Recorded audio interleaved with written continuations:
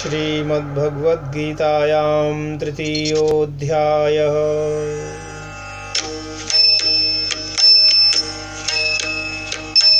अर्जुन उवाच। ॐ ध्यायसि चेत् कर्मणस्ते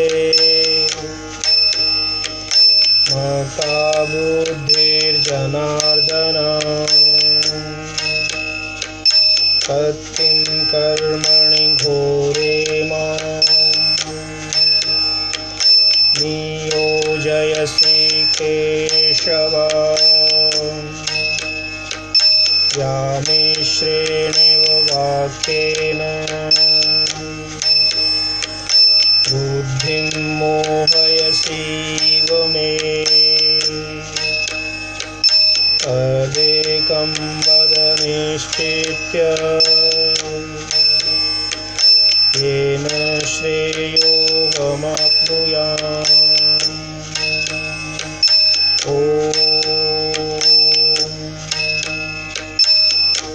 हे जनार्दन, यदि आपके मत से कर्मयोग की अपेक्षा सांख्य योग श्रेष्ठ है, तो आप मुझे इस घोर युद्ध में क्यों प्रवृत्त कर रहे हैं? इस मिली जुली बात से मेरी बुद्धि भ्रमित हो रही है। निश्चित करके मुझे एक ही बात बताएं जिससे मैं कल्याण को प्राप्त कर सकूं। श्री भगवान उवाच। ओम लोकेऽस्मिन् द्विविधा निष्ठा पुरा प्रोक्ता मया नघ। ज्ञानयोगेन सांख्यानां कर्मयोगेन योगिनां। न कर्मणामनारम्भात् नैष्कर्म्यं पुरुषोऽश्नुते। न च सन्न्यसनादेव सिद्धिं समधिगच्छति। न हि कश्चित् क्षणमपि जातु तिष्ठत्यकर्मकृत्। कार्यते ह्यवशः कर्म सर्वः प्रकृतिर्जैर्गुणैः।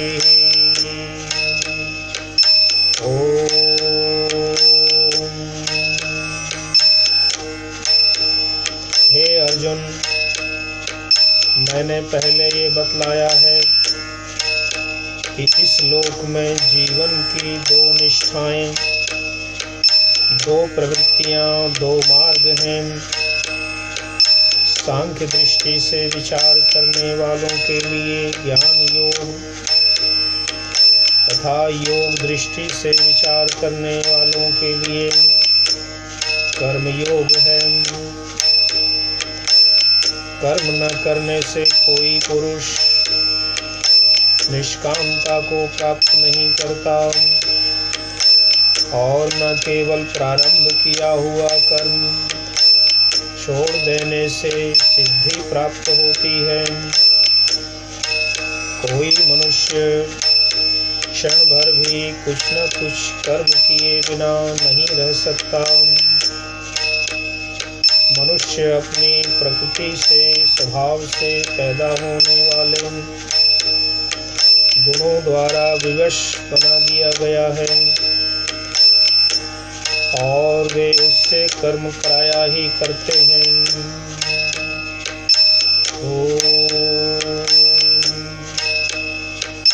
कर्मेन्द्रियाणि संयम्य ते मनसा स्मरन्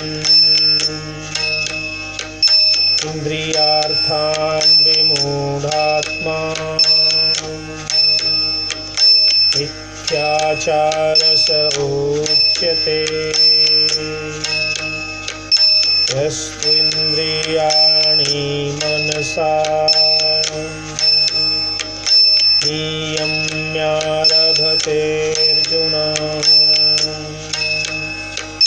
कर्मेन्द्रियै कर्मयोगम् असक्तः स विशेष्यते नियतं कुरु कर्म त्वं कर्म ज्यायो ह्यकर्मणः शरीरयात्रा अपि च तेन प्रसिद्धेन कर्मणः यज्ञार्थात् कर्मणोऽन्यत्र लोकोऽयं कर्मबन्धनः तदर्थं कर्म कौन्तेय मुक्तसङ्गसमाचर।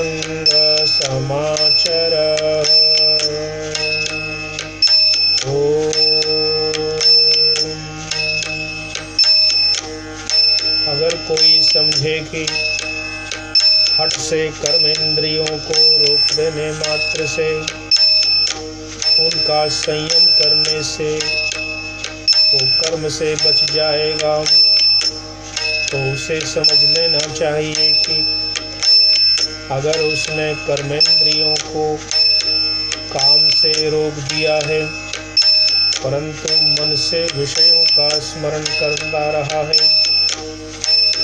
तो वह भूला हुआ है, भ्रम में है, मिथ्याचारी है, उसका आचार मिथ्या है, व्यर्थ है। हे अर्जुन, जो व्यक्ति मन द्वारा इंद्रियों को नियमन में रखता है और अनासक्त होकर कर्मेंद्रियों को कर्मयोग में लगाता है, वह विशेष व्यक्ति कहलाता है। तेरे लिए जो कर्म नियत है, तेरा जो स्वधर्म है, वह कर्म तू कर। कर्म करना कर्म न करने की अपेक्षा अधिक अच्छा है। बिना कर्म के तो यह शरीर यात्रा भी नहीं चल सकती। यह सारा संसार कर्म के बंधन में डालने वाला है। जो कर्म यज्ञार्थ अर्थात यज्ञ की भावना से किया जाता है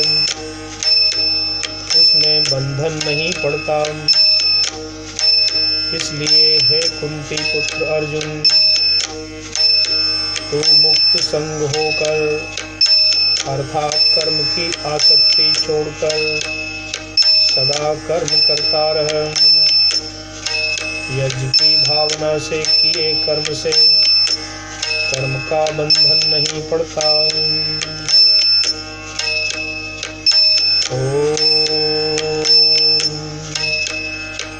सह यज्ञाः प्रजा सृष्ट्वा पुरोवाच प्रजापतिः अनेन प्रसवेष्यध्वम् एष वोस्तिष्ठ कामधो देवान् भावयतानेन ते देवा भावयन्तु वः परस्परं भावयन्तः श्रेयः परम् अवाप्स्यतः। इष्टान् भोगान् यास्यन्ते यज्ञभाविताः वैदत्तान प्रदायेभ्यो यो भुङ्क्तेस्तेन एव स यज्ञशिष्टाशिना सन्तो मुच्यन्ते सर्वकिल्बिषैः भुञ्जते त्वघं पापा ये पचन्त्यात्मकारणा।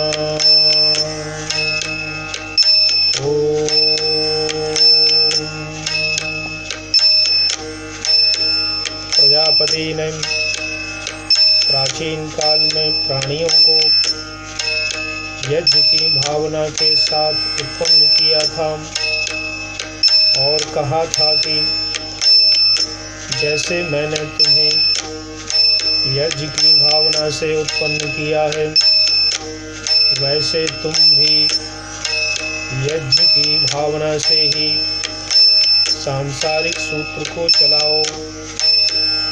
अगर तुम यज्ञ की भावना से हर काम को करोगे तो यह यज्ञ तुम्हारे लिए कामधुक होगा, तुम्हारी इच्छाओं को पूर्ण करेगा। जैसे यज्ञ की भावना से प्रजापति ने प्राणियों को रचा, प्राणियों को कहा कि तुम इसी यज्ञ की भावना से अगली सृष्टि को रचो,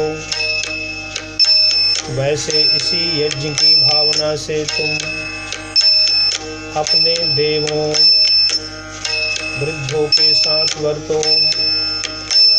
देव और वृद्ध लोग तुम्हारे साथ इसी यज्ञ की भावना से बरतें। इस प्रकार एक दूसरे के साथ यज्ञ की भावना से बरतने से तुम सब परम कल्याण को प्राप्त करोगे। यज्ञ की भावना से प्रसन्न होकर देवता तुम्हारे पूजनीय वृद्धगण तुम्हें इष्ट पदार्थों को देंगे। देवों के दिए हुए इन पदार्थों का भाग अगर दूसरों को दिए बगैर कोई अकेले उनका भोग करता है तो वह चोर ही है। जो संत लोग यज्ञ के बाद बची हुई वस्तु यज्ञ शेष का उपयोग करते हैं वे सब पापों से मुक्त हो जाते हैं। पापी लोग जो सिर्फ अपने लिए भोजन करते हैं, अपने लिए पकाते हैं, वे तो मानो पाप का ही भोजन करते हैं।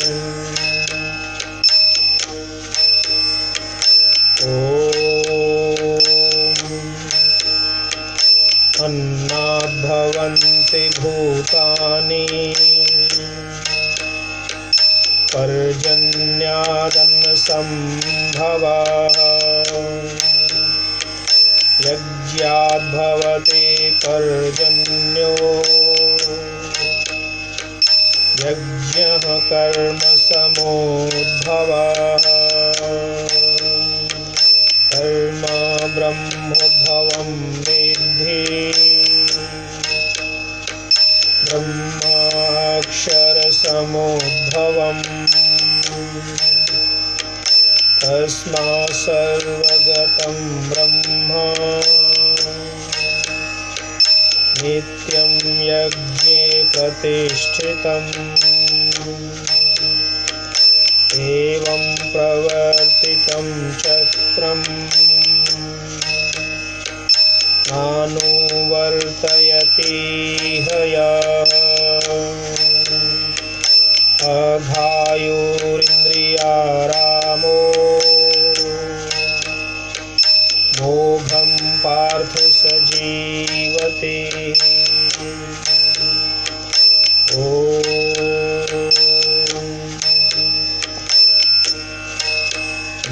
का इतना महात्म्य है कि हमारे भोजन का यह अन्न भी जब यज्ञ करता है, अपना सर्वस्व अर्पण कर देता है, अपने को कुर्बान कर देता है, तब इस अन्न से संपूर्ण प्राणी उत्पन्न होते हैं। और ये अन्न कैसे पैदा होता है? जब पर्जन्य मानो यज्ञ करता हुआ अपना सर्वस्व अर्पण कर देता है, अपने को कुर्बान कर देता है, तब इससे अन्न की उत्पत्ति होती है। और पर्जन्य कैसे पैदा होते हैं? पर्जन्य भी यज्ञ से पैदा होते हैं। नदी नालों के, समुद्र के जल जब अपने को कुर्बान कर देते हैं, जल से वाष्प बन जाते हैं, तब उन्हीं के यज्ञ रूप कर्म से पर्जन्य का, बादल का निर्माण होता है, वर्षा होती है। यज्ञ का इतना महात्म्य है, परंतु इस महामहिम यज्ञ की उत्पत्ति कर्म से होती है। उस कर्म से जिसका वर्णन किया जा रहा है। कर्म की उत्पत्ति ज्ञान से, वेद से होती है। ज्ञान की उत्पत्ति अक्षर अविनाशी परमेश्वर ब्रह्म से होती है। यह अक्षर ब्रह्म सर्वव्यापी परमेश्वर सदा यज्ञ में विद्यमान रहते हैं। हे पार्थ, संसार में इस प्रकार चलाए जा रहे यज्ञ के चक्र को जो आगे नहीं चलाता, वह अघायु है, उसका जीवन पापमय है, वह इंद्रियाराम है, इंद्रियों के सुख में लंपट हुआ है, वह संसार में व्यर्थ ही जीता है।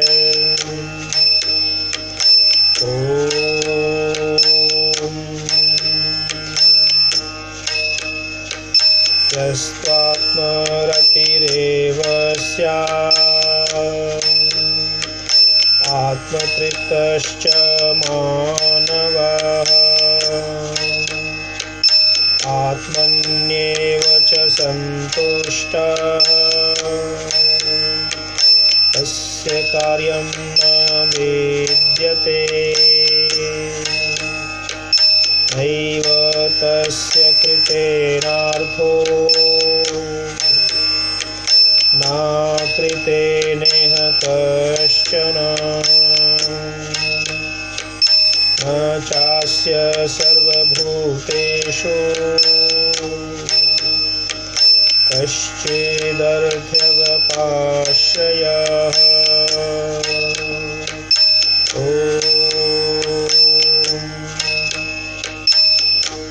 जो मनुष्य अपने आत्मा के अंदर ही आनंद अनुभव करता है, जो आत्मा से ही तृप्त है, आत्मा में ही संतुष्ट है, उसके लिए ऐसा कोई कार्य नहीं रहता जिसे करना आवश्यक हो। उसके लिए ऐसा कोई कर्म नहीं है जिसका करना आवश्यक हो। उसे कृत कर्म से न तो कुछ पाना है, न अकृत कर्म से कुछ लेना है, न किसी इच्छित वस्तु की प्राप्ति के लिए समस्त प्राणियों में से अपने स्वार्थ के लिए किसी पर निर्भर रहता है।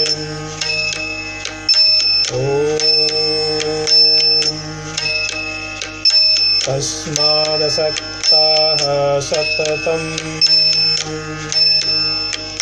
कार्यं कर्म समाचर। असक्तो ह्याचरन् कर्म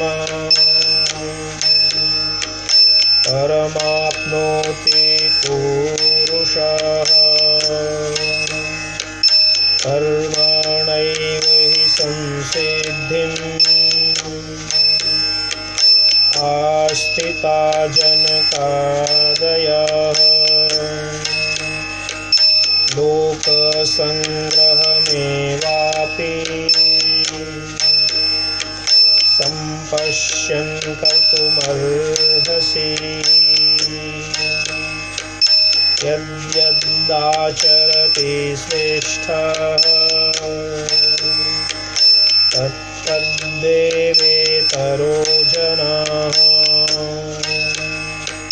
स यत्प्रमाणं कुरुते लोकस्तदनुवर्तते। लोकस्तदनुवर्तते।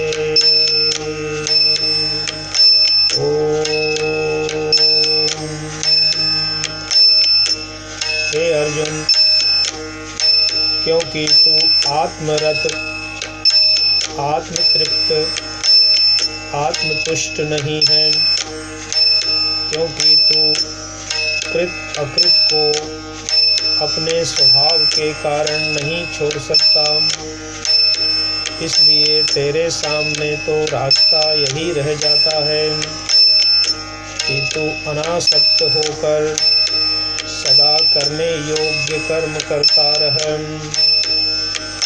अनासक्त रहकर कर्म करता हुआ मनुष्य परम पद को प्राप्त कर लेता है। जनक आदि लोग कर्म द्वारा ही सिद्धि तक पहुँचे थे।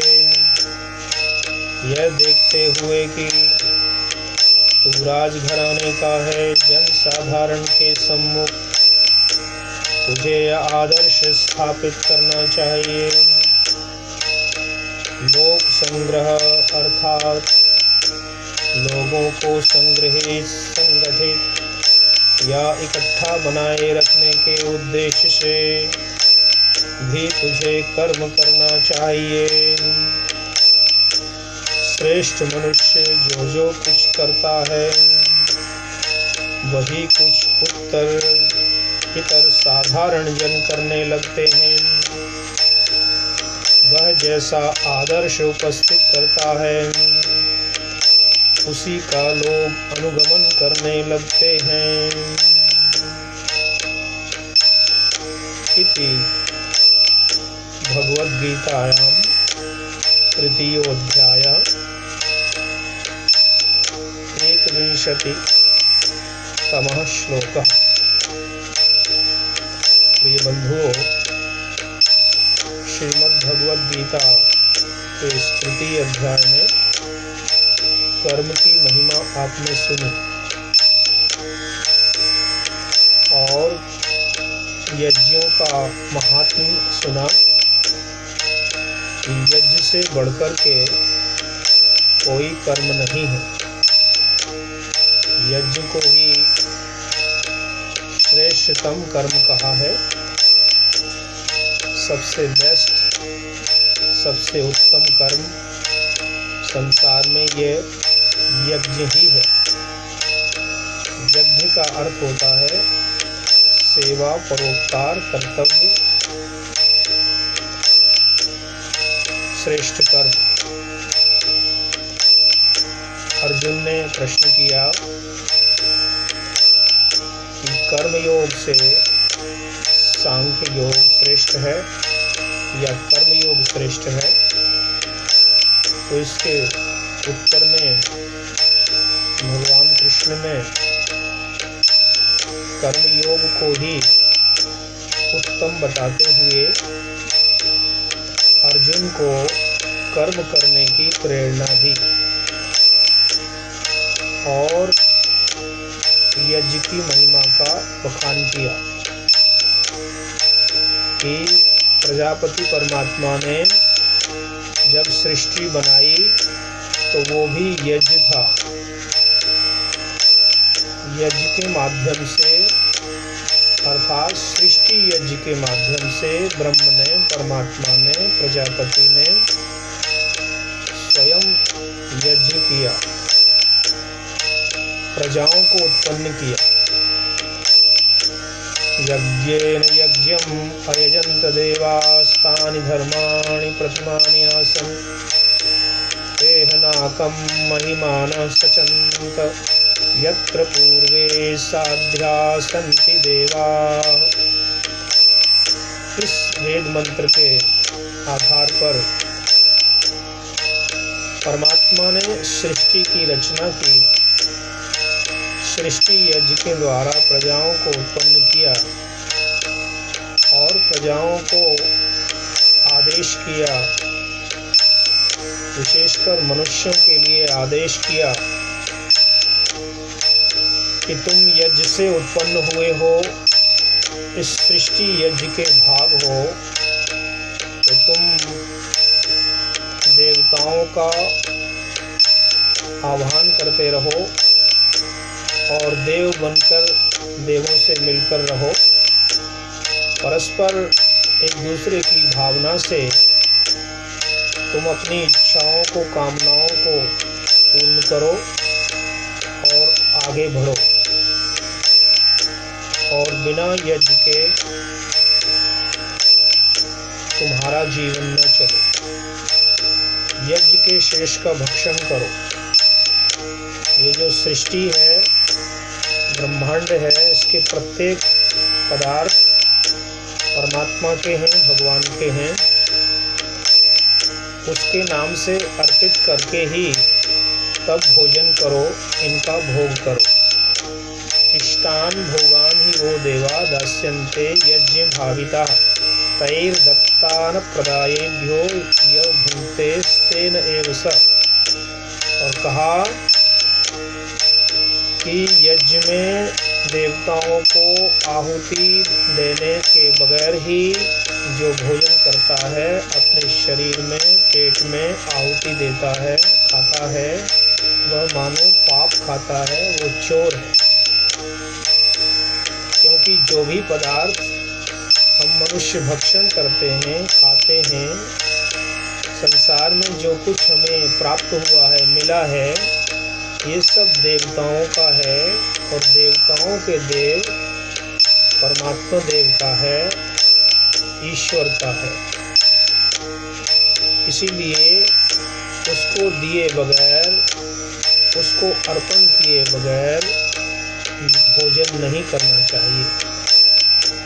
और कहा यज्ञ शिष्टासिनः सन्तो मुच्यन्ते सर्वकिल्बिषैः भुञ्जते ते त्वघं पापा ये पचन्ति आत्मकारणात्।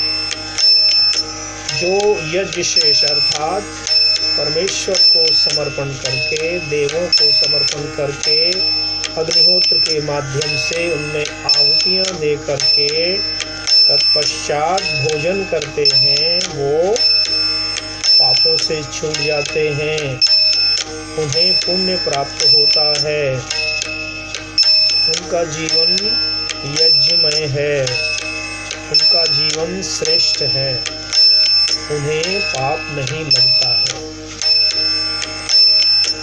यह वर्णन इस तृतीय अध्याय में आया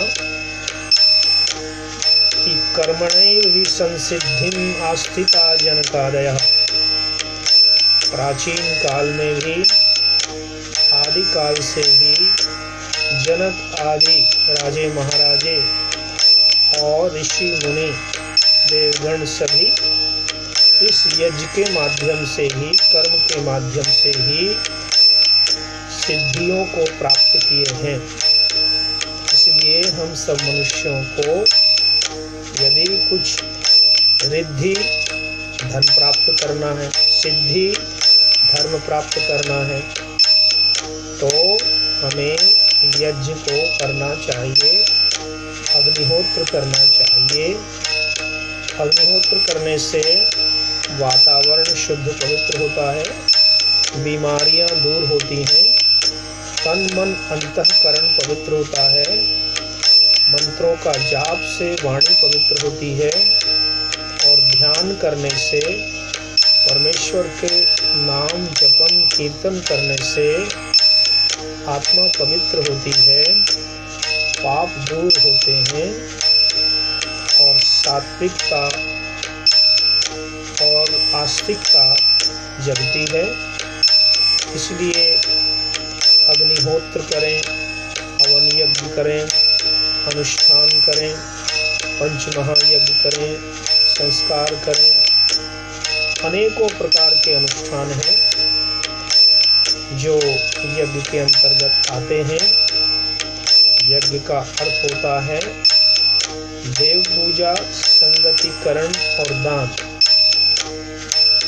जहाँ जहाँ भी देवों की पूजा है वह यज्ञ है। परमात्मा की उपासना है, भक्ति है, नाम स्मरण है, कीर्तन है, वह यज्ञ है। जहाँ जहाँ भी संगतिकरण है, सबको इकट्ठा करना है, मिलाना है, सबको जोड़ना है, सबको समान समझना है, सब परिवार के, समाज के, राष्ट्र के, विश्व के लोगों से सामंजस्य स्थापित करके चलना है, तो वह यज्ञ है। और जहाँ दान है, आदान प्रदान है, लीजिए, आइए, पधारिए, खाइए, विराजिए, इस प्रकार के स्वागत सत्कार की क्रियाएं होती हैं। अन्न जल का खान पान, श्रेष्ठ उत्तम पदार्थों का आदान प्रदान होता है, सेवा सहयोग की भावना होती है, वो सब यज्ञ हैं। तो श्रेष्ठतम कर्म यज्ञ का वर्णन भगवद गीता के स्तुति अध्याय में किया है और भी अन्य जगहों पर, अन्य स्थानों पर विस्तार से बताया है। आने वाले भाग में आप सुनेंगे। यह भगवद गीता का प्रथम भाग आपने यज्ञ के बारे में, कर्म के बारे में श्रवण किया। आशा है आप समझे होंगे।